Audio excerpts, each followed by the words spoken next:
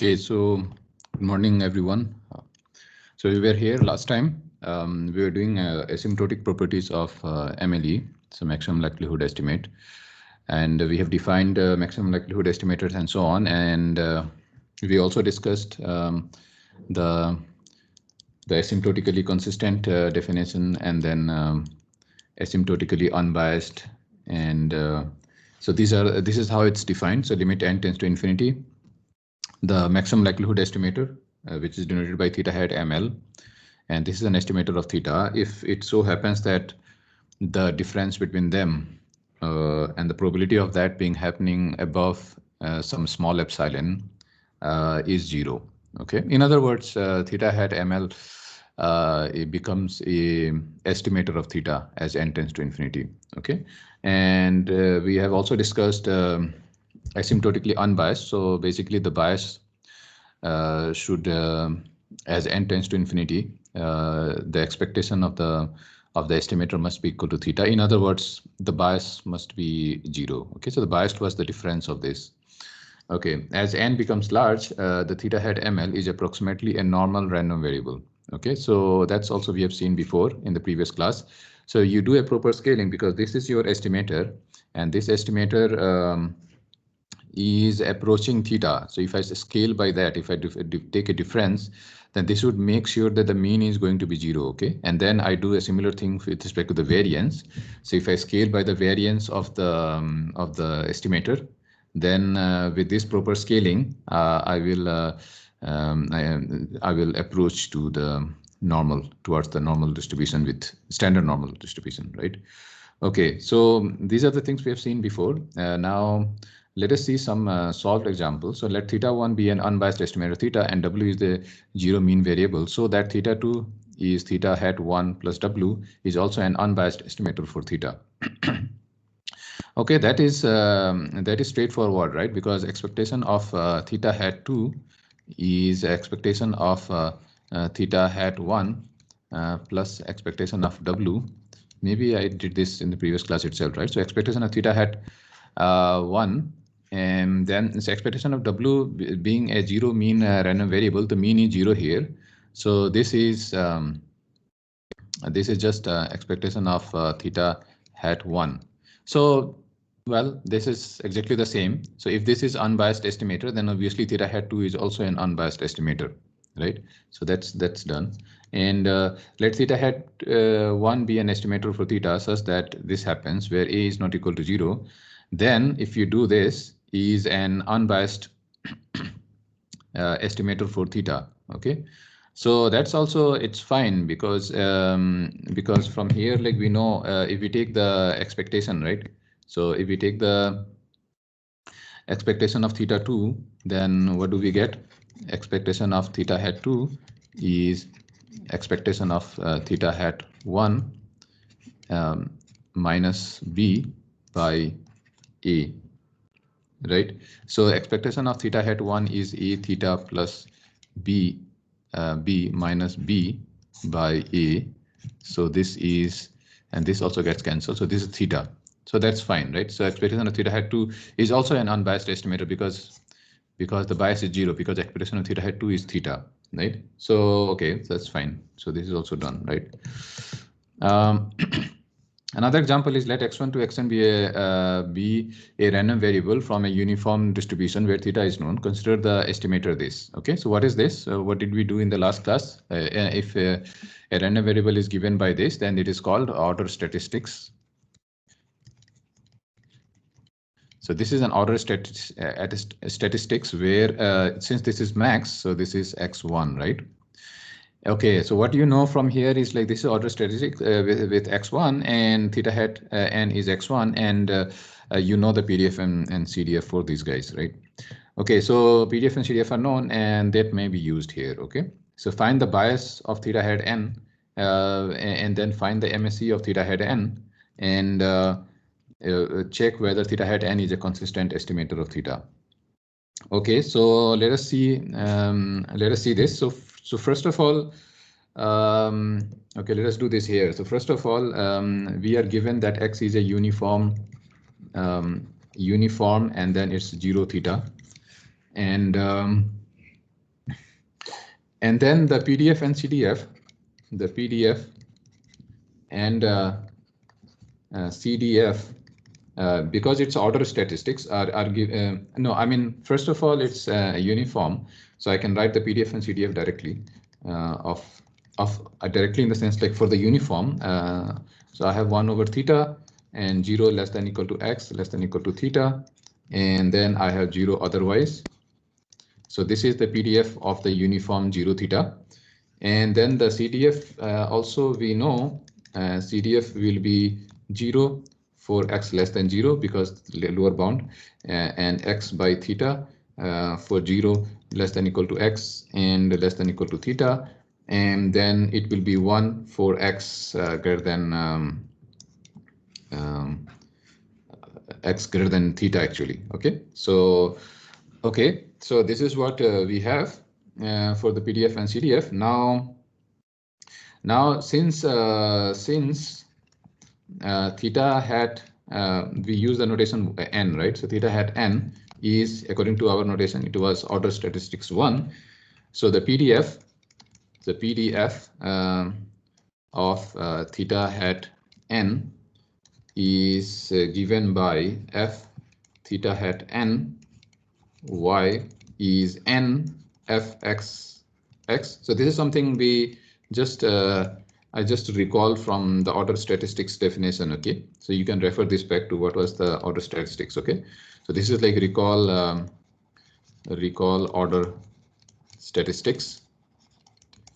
Okay, so this is what we are given, and hence from here we can write down the, so fxx is what? So fxx is 1 over theta, and then so we can write this as n is there. Okay, so n is there, and fxx is 1 over theta times capital Fx x n minus 1. So this is, other places are 0, so we only focus here. So x by theta. Okay, okay, I'm using y here. Because yeah, just not to mix with. Let me use y here, right? This is a variable anyway, right? So then I will put, so y by theta to the n minus 1, right?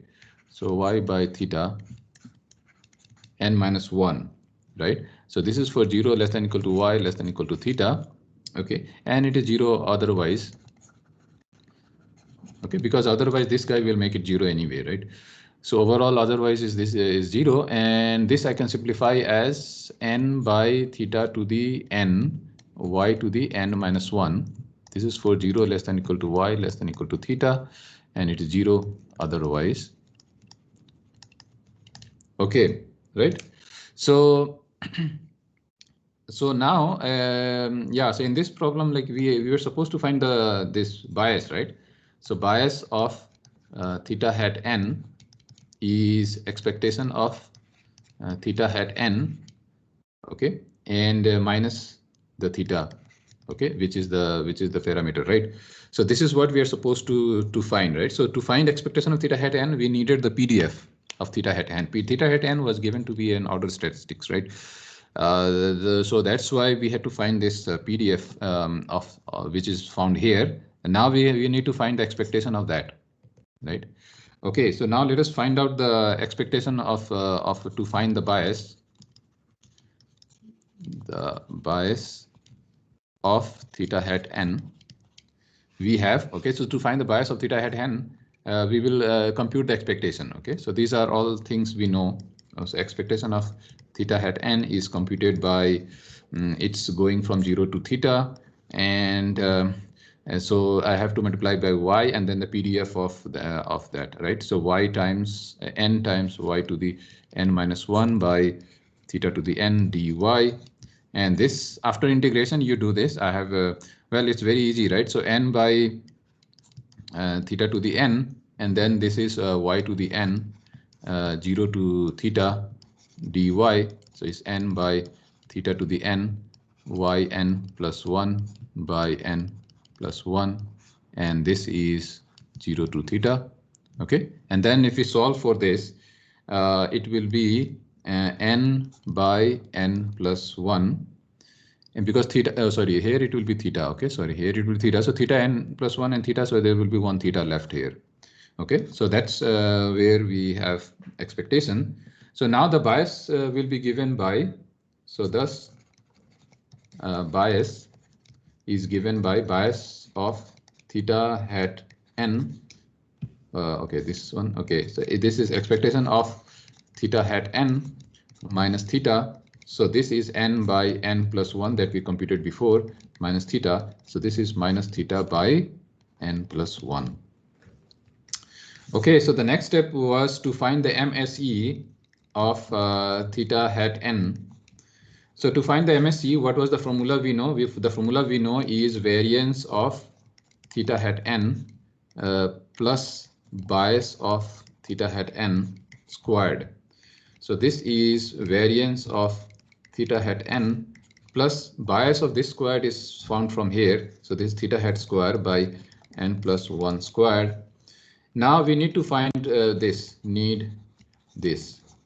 Okay, so to do this, we need to find the variance of theta hat n, and this will be 0 to theta. Now we will multiply by y squared, n y to the n minus 1 divided by what was the PDF, right? So theta n dy, and this will be n by n plus 2 theta square if we integrate this out. Okay, so the variance we know. Okay, so I mean the expectation. Okay, what I wrote here is actually expectation of theta hat n squared. Okay, sorry about that. So this is expectation theta hat square, and variance now we can find from the formula. Theta hat n is expectation of theta hat n squared minus expectation of theta hat n whole squared. Okay, so this guy is known, and this is just computed here. So if we do that, then we will get n by n plus 2 and n plus 1 squared, and then theta square. Okay, check this. So this implies MSE of theta hat n is equal to, I write it from here because it's bigger. So n plus 2 and n plus 1 whole square theta square plus theta square by n plus 1 whole square, and this guy here. Okay, so these are the things we have used. So this is equal to 2 theta square by n plus 2. You simplify this, right? N plus 1, and okay, and then we had question C, which was about finding that it is a consistent estimator. So limit n tends to infinity, we have to check theta hat n, and is this so this is equal to limit n tends to infinity 2 theta square by n plus 1 2 and n plus 1. So this is what we computed before, and this is indeed going to 0. So this implies theta hat n is a consistent estimator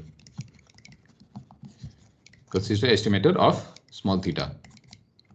Okay, so this is how we do examples on estimators and constraint estimators. Okay, we have another example. Let x1 to xn be a random sample from a geometric distribution now, where theta is unknown. Find the maximum likelihood estimator of theta.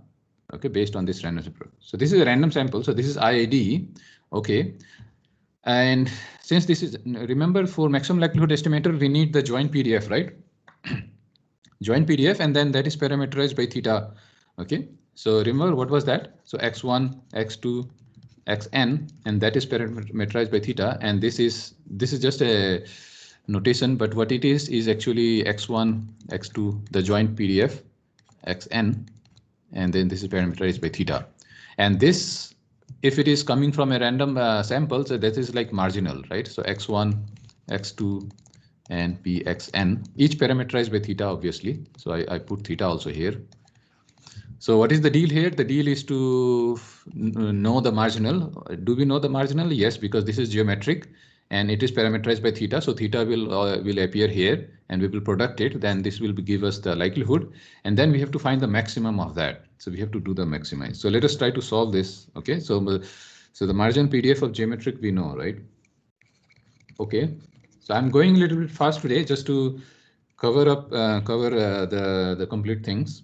So xi is geometric theta. Okay, then the PDF or the PMF in this case is xi theta, and this is given by 1 minus theta x minus 1 theta. Okay, so recall the PDF of the geometric PMF. So thus the likelihood of theta, likelihood function is given by, so likelihood function is given by L x1 x2 xn, and then parameterized by theta, and this is what I said before. This is xn, and then x1 x2 xn parameterized by theta. Now this is product of x1 parameterized by theta, x2 parameterized by theta dot dot dot, and xn parameterized by theta. So now we just use this for each xi. So we just do a product. So if I simplify also, okay, the power will be the sum, right? So it should go into the power will be here. So it will be sum of the xi minus n, I equal 1 to n. Okay, so the n sum I taken out as n, and then sum of the xi will be there for each I. So I should put, let us say, xi here. Okay, so for each I sum, so it will be sum of xi, the powers of this, because they are product, and then theta n, because there will theta n times theta will be multiplied, so theta to the n. Okay, now what do we observe here is that since the xi is in the power, it's better to use log likelihood to maximize. Likelihood to maximize. Okay, so in this case, that's what we are going to use. So taking the log likelihood, so L log of L x1 x2 xn, and then theta, and this is sum of xi. Yeah, we are taking the log likelihood, so this power will come down, right? And then so this is xi minus n, and then ln of 1 minus theta. Okay, focus here. We are taking log of this guy plus n ln theta. Right. Now we have to maximize this. Okay, so maximize this. How do we maximize this? So we take a derivative, equate it to 0, find the critical points, and then furthermore we have to take the double derivative also, and so on. So to check that whether it's greater than 0, then it's minima. If it's less than 0, then it's maxima. So okay, let us take the derivative d by dt d theta of ln L x1 xn theta, and this if you do this, then we have xi minus n and minus 1 by 1 minus theta. Okay, everything is coming because minus theta is there, so minus 1 is there, 1 minus theta is there, and then plus n by theta. Log of theta derivative is 1 by theta, so it's n by theta, and then we have to equate it to 0, right? You have to equate it to 0 and then solve for theta. So solve for theta, and if you solve for theta, this would imply theta hat ml will be, if you solve for theta, then what you will get is this. Okay, I equal 1 to n, and this is the maximizer. Okay, so that's why I already put that this is the theta hat ml. So maximizer for the log for the will be the maximizer for the L itself. Okay, so and there are further assumptions. As I said, you have to take double derivative and make sure that this is negative and so on. I skipped those cases, but that's fine. Like these are just minor things, but this is how one would go ahead and do some estimates of the maximum likelihood estimates. Okay, we can have one more example, and that is for you. So you can try this as an exercise. It will follow the same way. You still have to find the maximum likelihood. The only thing that changes is that now you have uniform. Previously you had geometric, right? Idea will be same. You have to see whether you have to do maximize log likelihood or likelihood it will be enough and so on. So these are the things you can find. That's calculus part basically. Okay, so one thing that we have is we have talked about like What are we doing right now? We are doing statistical inference. In statistical inference, we take a sample from a population, and from the sample, we try to estimate the statistical properties, and it could be any unknown parameter theta. Okay, so that's what we are throughout. We are saying theta is some unknown parameter to be estimated. So far, we have seen our theta could be average of the population. It could be variance and so on, but it could be any other thing of interest. And then, so these are all like estimation thing going on. And then we also talked about maximum likelihood and so on. So like given that we observe something, what could have been the distributions in my, what could have been the possible distribution to maximize the probability of my observations and so on. Okay, so these are the things also we saw with some examples. And then we are talking about maximum likelihood estimations. And in maximum likelihood estimation, one thing we would like to know is how confident we are of the estimations that we are doing. Okay, so is there a way? So there is something called confidence interval. Okay, so that's what I'm going to discuss now. So let us say we picked some random sample from a population, and then the parameter theta is to be estimated. Suppose that we have done some observation and obtained some point estimate theta hat of theta.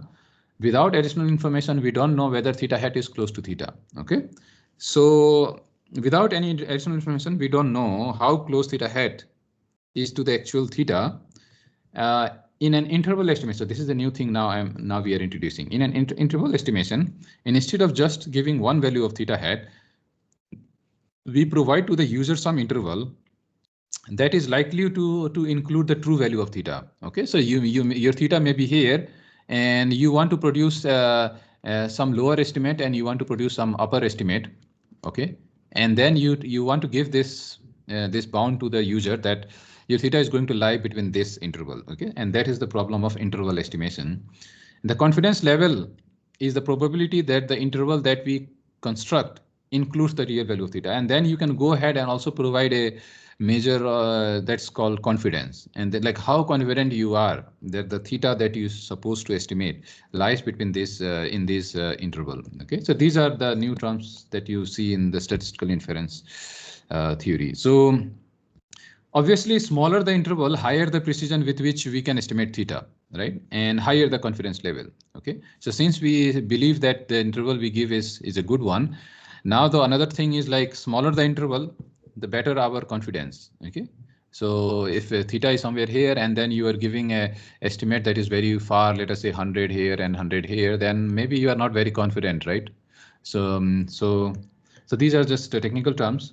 Now let x1 to xm be a random sample from a distribution with parameter theta that is to be estimated. An interval estimator with a confidence level of 1 minus alpha will consist of two estimators. So since we are talking about an interval estimation, obviously now we have to provide the lower estimate theta underscore L and the higher estimate theta underscore H, right? Such that this is what we are supposed to provide. Okay, because this is the confidence level that we want to have.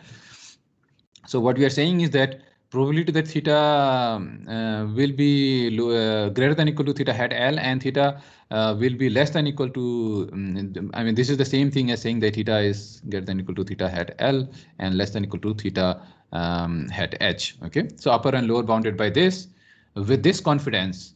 Okay, so it will be given by this, right? So this is the probability of the theta lying between this is at least 1 minus alpha. So this is how confident I am. Okay, so that's how we define this measure for every possible value of theta. Okay, so equivalently we say that this theta L theta H, the interval, is a 1 minus alpha times 100%.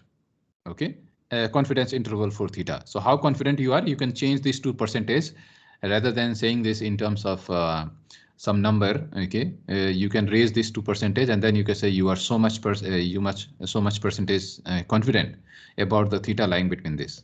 Okay, the randomness in this terms is obviously due to theta hat L, and so remember that these estimators were random variables anyway because they were functions of the random variables. So yeah, so the randomness in this is obviously because of the lower and upper estimate, and theta, as we know in the frequentist approach, is assumed to be non-random. That is why we use a small letter theta. We will do a Bayesian also shortly. So Bayesian will assume the estimated quantity to be estimated is also random with its own probability distribution, a prior, and so on. Okay. So that's what we are in frequentist approach right now. So theta hat L and theta hat HL are random variable because they are function of this that we already know. So what are the steps in finding the interval estimator? So let X be a continuous random variable with CDF this. Okay, let us assume some CDF. We are interested in finding the two values XL and X hat such that this happens, right? So this is you can assume this is theta hat L and theta hat H, and this is what we are supposed to find. So one possible technique to do this is the following. We can choose this as follow. We can choose something symmetrical. You can assume that, okay, why would you assume this is very specific? Yeah, I agree. This is very specific, but let us assume some method to do this. In this case, we are assuming that XL is alpha by 2 and XL XH will be alpha by 2. Okay, so this is one possible. I'm not saying this is the best. Okay, so that is from here. What do we observe, right? So this is exactly the PDF. Sorry, the CDF fxxl is alpha by 2. This is how the CDF is defined, and this is 1 minus the CDF, right? So this is equal to 1 minus probability that x less than equal to xh. Okay, so this will be 1 minus alpha by 2. Okay, so this will be so fxh h, which is this, will be 1 minus alpha by 2 if we solve from here, right? So this is also we know from here, and rewriting these equations by using the inverse we have. So if we rewrite the we assume that these CDF are invertible functions, so we can take the inverse. So from there we can solve for the lower estimate and the upper estimate. Okay, so this is the method you know now, right? So this is the method you know. How you are going to do the yeah, I hope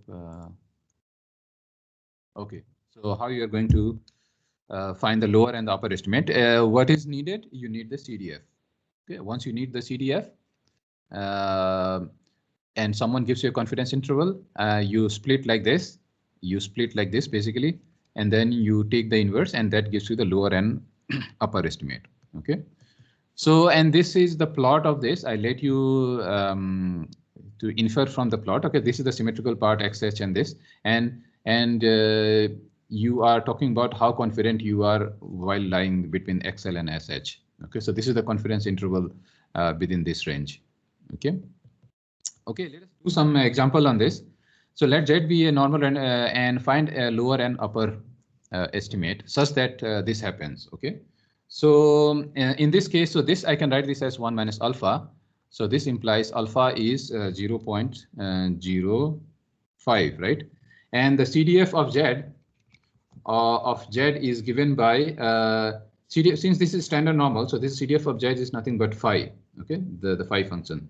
So XL will be phi inverse of alpha by 2, right? So alpha by 2, which is phi inverse of 0.025. These values are given in the table as we have used before. Also 1.96 is something I know. I have noted it down already for you. So and then XH is phi inverse and 1 minus alpha by 2, and this is phi inverse and then 1 minus 0.025, and this will come out to be 0.95. Again, I have calculated this. Okay, so find XL and SH. These are the findings we have, and that's the answer to this this question. Okay, so now let us go into the Bayesian inference. Okay, so Bayesian inference, we have only half an hour. Let us see how far we can do. So Bayesian inference, let us compare this with the frequentist. So first of all, what is statistical inference? In statistical inference, there is an unknown quantity that we would like to estimate. As simple as that. But the important thing is that we estimate it via some sample, not the whole population. Okay, some sample. That's the challenge here. So for that we get some data, and from the data we estimate the desired quantity. So data is a subset of of the population. Okay, so population is the whole data. Okay, so the frequentist approach is that in that approach, the unknown quantity theta is assumed to be a fixed quantity that is to be estimated by the observed data. So we never assume anything about theta, small theta, right? We never assume that it has distributions, it has mean or whatever, PDF and CDF. We never did that, and that is why, that is the reason why, because that's because it was non-random. Okay, but if we go to the Bayesian, in the Bayesian framework, we treat the unknown quantity theta as a random variable now. More specifically, we assume that we have an initial guess also now. Okay, about the distribution of theta, we will see in detail. Okay, so this distribution is this initial guess about this parameter that we are going to estimate, which itself is a random. There is some, since it is a random variable now, it will have some distribution also assumed. Okay, some prior distribution. After observing some data, we update the distribution of theta. Okay, so after observing some data, we can further update the distribution of theta. So there is prior distribution, but we will further improve on it after we take some random sample. Okay, because random sample might tell us something more again. Okay, so let us see some motivating examples. Suppose that you would like to estimate the portion of voters in your town that plan to vote for party A in the upcoming election. To do so, you take random sample of size n from the likelihood. So that's how the statistical inference goes. You take a sample of size n, and from there you would like to infer. So since you have a limited amount of time and resources, your sample is relatively small. Okay, so usually compared to the population, your sample is going to be small. Just like in the exit poll, you have to, I mean, this is, you can think of like an exit poll going on right now. So the sample will be small. Okay, and then so specifically suppose that n is equal to 20, which is seems like very small. After doing your sampling, you find out that 6 people in your sample say that they will vote for party A. So you draw 20 people out of population of a billion, let us say, in our country. And if you take 120, that's relatively very small. And out of those 20, 6 people say that they will vote for party A.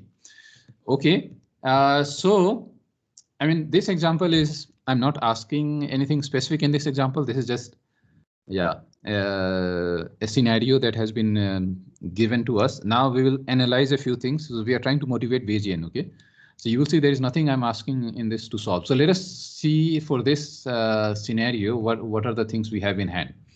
So if we are going into the classical approach, frequentist approach, we take a divide, right? So we approximate like this. Frequencies approach is like counting, right? So how many want to vote for party A and how many are the total in the sample? So that's how I estimate. So let theta be the true portion of the voter in your town who plan to vote for party A. You might want to estimate the theta, the small theta, as this. So from here I may infer that, okay, only 30% of the voter is going to vote. So this will be my exit poll, right? In fact, in absence of any other data, that seems to be a reasonable estimate. Okay, so if I don't have any other assumption on the data, okay, any prior assumption on the data, then this is the only thing I can do anyway, right? However, you feel that n equals to 20 is actually rather too small. Okay, but then what can I do anyway, right? That's the small. So what can I do, right? But what I'm searching for here is, do I have anything else that I can use in the Bayesian? That's the point here. Can I have anything extra? And that extra should be something about distribution already. Okay, so let us see what.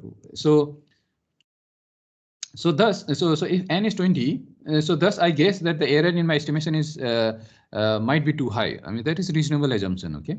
So while thinking about this problem, you remember that the data that you collected from the previous election, let us say, is actually available to you. Okay, so now you're falling back on some previous data. Okay, and since previous data has been collected, you have some knowledge about the data. You can do some statistics on that data, and in fact, you may try to fit this into some distribution as well. Okay, so you look at the data, the previous election data, and find out in the previous election 40% of the people in your town voted for party A, because that data is known to us. After election, the exact data is known to you. So that is the good data in hand. And you knew that 40% of the people in your town voted for party A, and what you have from the current estimate is 0.3, is like 30%, right? Okay. how can you use this data to possibly improve your estimate? So now, given that you have a small sample and given that you have a history of the previous election, is there any possibility to improve on your current estimate now, right? Although previous election and now and the election that is going on now may not help that much. Okay, so in the case of election in Bihar that happened very recently, the most recent state election. So here we saw that Mahagathbandhan has some momentum going on. Like for example, the party BJP, if you can see, there was a trend that they were like increasing their votes here somehow, and could we have used that trend? Okay, so for the past year trend to do to make our exit poll that kind of gone bad a little bit because everyone was saying Mahagathbandhan was going to win, and that's because perhaps they did not look into the previous election. Maybe I'm not saying it's exactly the same thing, but maybe we should have seen the trend of that BJP was gaining some ground in the states in Bihar, right? So maybe that could have helped us to improve our estimate. So maybe those people did not do such kinds of statistics, right? Okay, so this is the problem we have in hand, right? Now we want to go into the solution of this. So given that we have some previous year data and we have a current estimate, what do we do from here? So although the portion of voters votes for party A changes from election to election, that I said there is a randomness here. That's why we are doing this probability and statistics. There is a randomness all the time. So there is a randomness for sure. So party that voted for NDA may have changed their mind after 5 years. Obviously, right? It can happen. But what we are assuming in our model is that change is not usually very drastic. Okay, that's something we have to, like, as a statistician, you have to assume few things. So therefore, given that in the previous election, 40% of the voters voted for party A, you might want to model the portion of the voters for party A in the next election as a random variable theta with a probability density function this. Now I have a liberty to do that because I know that 40% of the voter voted for party A and I have all the statistical data with me. So I can make a guess of what distribution was there from the previous year election because all the data is there with me, right? So this distribution I can get hold of, and I know that that distribution has to be concentrated at about 0.4 because 40% of the voter voted for party A. Okay, so that distribution will be concentrated around 0.4. So for example, we might want to choose the density such that whose mean is 0.4. That makes sense, right? So we want to choose the distribution that can predict the 40% of the voter that was assumed, that was observed, not assumed, but observed in the previous election. Okay, so on average, that's what we are expecting, right? So that distribution must produce the 40% of the voter voted for party A. So that is before taking your random sample of size n equal 20. This is our guess about the distribution of theta. So we have already made some guess in this case. Therefore, initially you have the prior distribution this. So now I am coming up with this some prior distribution. Okay. So what are the steps involved now in the Bayesian? So I have now a prior distribution. Okay, in Bayesian you have now prior distribution, and then you go about as usual in the classical approach. You collect some data shown by D. So that's your next step. So step 1, and then you have a step 2. More specifically here, the data is a random sample of size n equal to 20, 6 of whom are voting for party A. So this is from your current data, and election has not yet been concluded. So obviously you're doing a prediction here. You can then proceed to find the updated distribution for theta, called the posterior distribution. And what you are supposed to find is this posterior distribution. So what is your update on theta, given that you have seen the data D? Okay, and given that you had some prior knowledge over the theta from the previous election. Okay, so this is like the prior from the previous election, and the probability of the data, given that you have the theta and so on. Okay, so here let us so this is our prior, and this is the probability of the data itself. Okay, and this is the probability that we see the data given that theta has happened. Okay, so all this is there. We can use the posterior density. We can now use the posterior to further draw the inferences about it. So this is what we will use to draw inference about the theta, and this is what we need. Okay, so prior distribution is known to us, and these quantities we are supposed to find, and then if we have this, then I can actually estimate this. Okay, so now let us conclude the main idea. So the goal is to draw inferences about an unknown quantity x by observing a related random variable y. The unknown variable is modeled as a random variable x with prior distribution fxx, and if x is continuous, then so we use PDF if x is continuous, and we use PMF if x is discrete. So all this we know. After observing the value of the random variable y, we find the posterior distribution of x, and that is the conditional PDF of x given y. And these are the notations, and then the posterior distribution is usually found using the base formula. Obviously, what we have used here. Okay, I'm not going back, it will take time. So posterior distribution, what we have shown in the previous slide was nothing but the base formula, right? If you recall. So using the posterior distribution, we can then find the point or interval estimates of x, and note that in the above setting, x or y could be random vectors also. So there is extension to random vector, obviously. Okay, so let us look into those prior and posterior. Using our notation for PMF and PDF, we have this. So this is what we have noted in the previous slide. So this is the posterior, okay, and we have the prior, and then these are the probabilities involved. And if x is continuous and random variable, when y is discrete, it's just about when x is continuous. So I can have x continuous, y discrete, y continuous, x discrete, and so on. Okay, the all possible mix.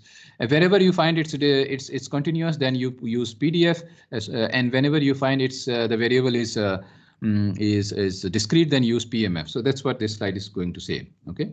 To find the denominator, how do you find the denominator? So if in the discrete case PMF and discrete continuous case CDF, use the law of total probability.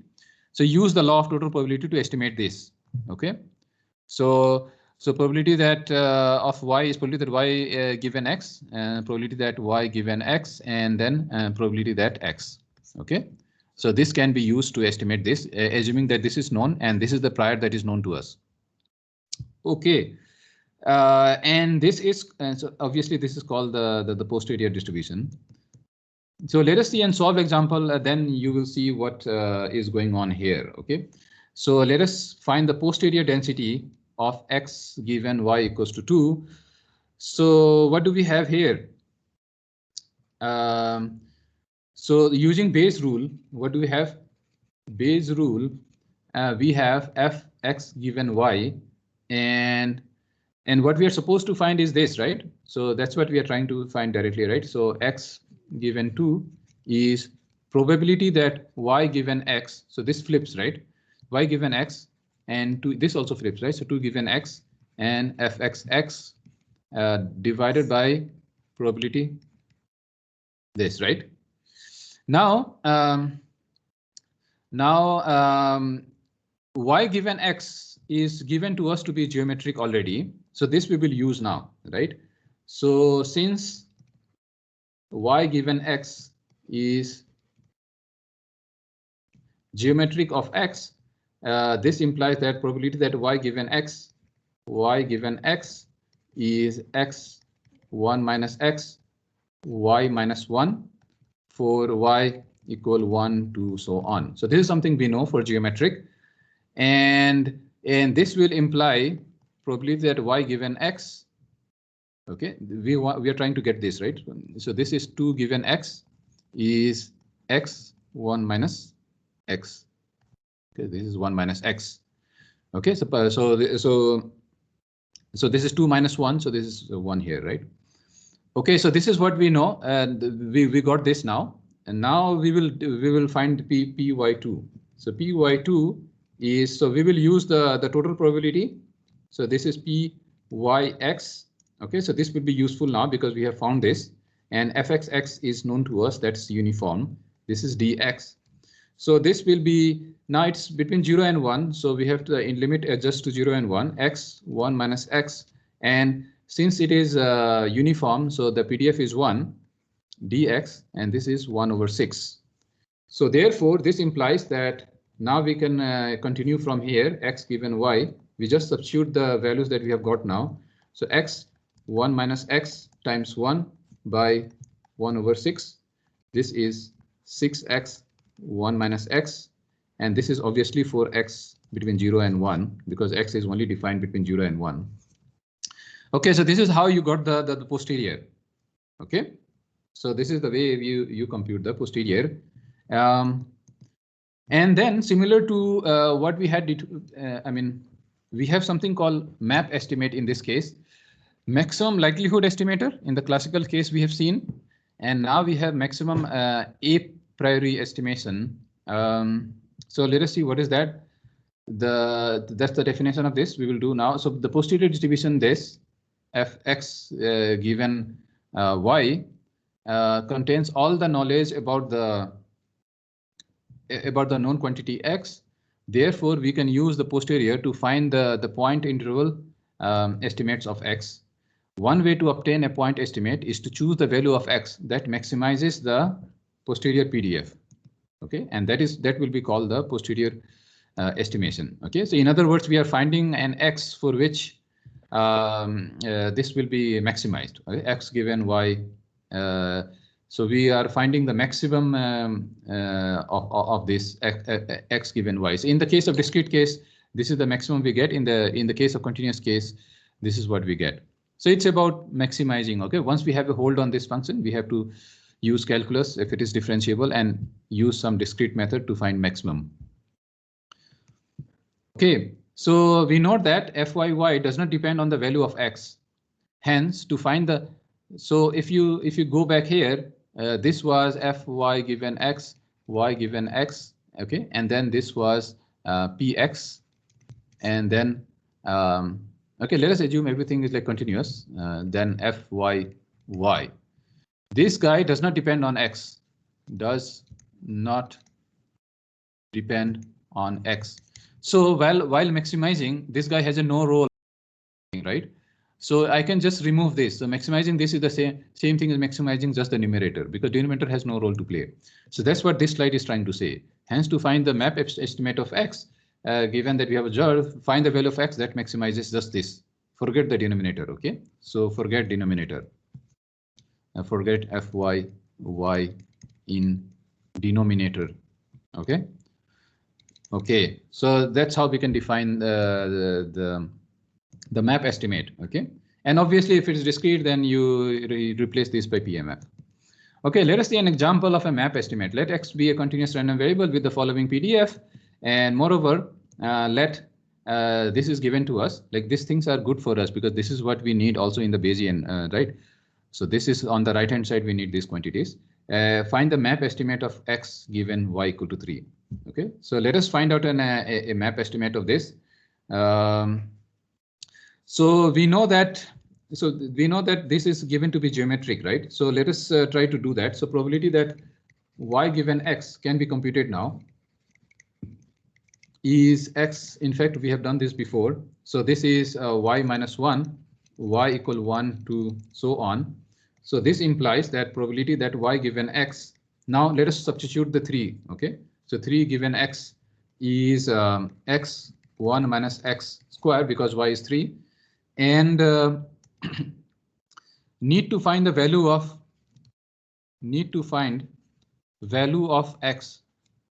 x between 0 and 1 because that's the relevant one. So 0 and 1 that maximizes that maximizes the probability p y given x and fx x. Okay, so this will be that maximizes in turn 1 minus square, and then so this was given to us as this, and fx x is 2x. So that's what we substitute here, 2x. So this will be 2x square 1 minus x square. So to maximize, we again fall back on the calculus. So d by dx of x square 1 minus x whole square. So this is 2x 1 minus x whole square minus 2 1 minus x. So we applied the product rule, and this will be equal to 0. So this implies x hat the maximum, if we solve for this x, then I will get 1/2. Okay, so check this. Okay, so this is how I got the map estimate of this for this example. Now, what is the comparison of map with the ML estimator? Okay, maximum likelihood estimator and the map estimator. So let y be the observed value, then the maximum likelihood estimate does this. Okay, so you have observed something and then you maximize over the all possible theta, right? So you can consider theta as x here, right? So you have to maximize the joint probability with what you have observed, which is, you can think of that as theta. Okay, and this is the ML estimate, and on the other hand, map estimate maximizes this. So map estimate has one more thing, and this is happening because we have some information on the prior. Okay, so we are taking advantage of that as well. Okay, so from here you can guess, well, not guess, but it is like more or less certain that prior is more or less going to help us. Okay, of course, as I said, in the previous election and then in the current election, things change drastically. Then perhaps this is going to be bad as well. Maybe you should have stick to just not taking any prior. Okay, but if the previous election results are meaningful, then prior will help you to further do a better estimate. Okay, so things simplifies to this. Okay, the two expressions are somewhat similar, but not exactly the same. Like for some distributions, they will be exactly same. For instance, if I take a uniform, then fxx is just 1. So for the uniform distribution, if it so happens, then the way that the electoral trends were followed a uniform distribution in the previous election, then well, then you get nothing out of there. So here it will be just the same as the maximum likelihood estimate will be the same as the map estimate. Okay, so if x is uniformly distributed over a finite interval, then the map and ML estimate are the same. Okay, so these are the questions that might come in the quiz, right? So yeah, the map has only one extra term, obviously. So we can do a solve example. Let us see a solve example. So suppose that there is a signal that follows a normal distribution, okay, with mean 0 and variance is sigma x square. So it's not necessarily a standard normal because sigma x square may not be 1. So a signal is transmitted over a common. Assume that the received signal is given by this, and the signal that you receive comes out with in this form, in the sense that through the channel some noise was introduced, and that noise was another normal with 0 mean and variance sigma w square. Okay, so the output is y, and there is some noise that affected your x that was input. Some noise got added, and then you got a w plus x as an output. But this noise is also normal, and what entered was normal. Okay. Not necessarily standard normal. Okay, so find the ML estimate of x given y equal to y is observed. Okay, so given that you have observed some y equal to y, find a maximum likelihood estimate for x. So what is the likelihood that of x happening? And then similarly, the same thing you ask, given that y equal to y is observed, what is the estimate for x?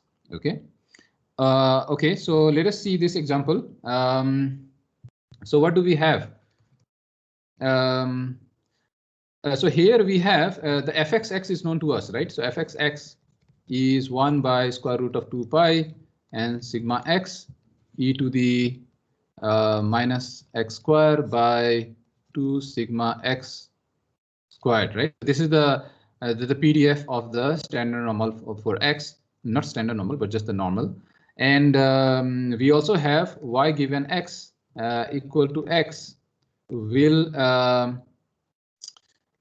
follow a normal sigma w squared. This is something I leave it up to you to check why this will follow the normal. So this implies fyx yx is 1 by square root of 2 pi sigma w and e to the minus y minus x square by 2 sigma w squared. Okay, so basically this is what I have inferred, and for that If that is normal, then this is just the normal. This is just the PDF of this normal. Okay. And then we are supposed to find the ML estimate. So ML estimate, we have y given x is 1 by square root of 2 pi sigma w. Well, this is just, isn't this the same thing, right? So this is exactly the same thing, right? So we have, we don't have to do anything. X whole square by 2 sigma w square. And but since we have to do the maximum likelihood, we have to maximize this. So maximize this. So if we maximize this, then we have to take that. So when this will be maximized, well, these guys are constant. So this will be maximized when the argument is minimized, right? So minimum of y minus x. So minimum of y minus x square. So this is when yeah, x is equal to y. So this implies x hat ml must be y. X must be equal to y. That's the minimum value is 0, right? Okay. So that was the ML estimate. Now let us do the map estimate. In map estimate, we have to multiply by fxx also, right? So let us do the map estimate. So the second part of the question is, so we have to do fy given x, fx x. So this will be, yeah, so we have to do the map estimate, and this will be product, right? So product of this guy with this guy. So if we do the product of this guy, what do we have, right? So let us put these guys as constant, 1 by 2 pi and so on, some constant, okay? And then e to the yeah, minus y minus x whole square by 2 sigma w square plus x square by 2 sigma x square. Okay, the minus is outside. So this argument added with this argument, and these guys were taken as a constant. Okay, this constant. Okay, now we have to maximize this. So we should minimize, maximize this. So this implies minimize minus y minus x whole square by 2 sigma w square plus x square by 2 sigma x square. So if you minimize this, after that you will get x hat map to be sigma x square by sigma x square plus sigma w square. I hope you can see this. Okay. So now, yeah, so you can see how the estimates are different, right? So this is the estimate here, and this is the estimate here, right? So map and ML estimates are looking quite different actually. Okay, so these are the ways one can compute the estimates. Okay, yeah, there is something called minimum mean square error. So that's a definition actually. So minimum mean square error is actually nothing but just this. So you compute the expectation of x given y equals to y. Okay, so this is an example of minimum mean square error. So you just have to compute the expectation of x given y is equal to y. Obviously, you will use the posterior and so on. So this is something again like you can try as an exercise. Okay, so I believe I can stop here. So there are, and there is also called MSE estimator. Yeah, we can also define this right now. Okay. So the mean square error can be defined like this. That's what we know, where G is x hat. Okay, so it's some estimator. Then the MMSE estimator is defined like this. The expectation of x given y. So the estimator of this will be the lowest MSE of all possible estimators. So we have to again minimize this quantity. Okay, I think I'm running out of time, so I will stop here, and yeah, that actually covers the parts of the syllabus, and yeah, so that's it. If you need any time for discussion, revision sometime later before the exam, then I'm ready to sit for a couple of hours to revise things. If you want that, we can revise things together for 2-3 hours before the exam. So let me know if that is the case. We can sit together again and revise everything again. Not everything will be needed for the only half of the lectures. I think the last half of the lecture will be needed for the exams. Okay, required for the exams. So you need to only focus on the last half, roughly 20 odd lectures, last 21 lectures is only those things you have to revise. Okay, so we can sit together again and revise together. If you like revising together, then we can sit together, revise together for the exam. Okay, so yeah, so with this I will stop. Okay, have a nice day. Bye.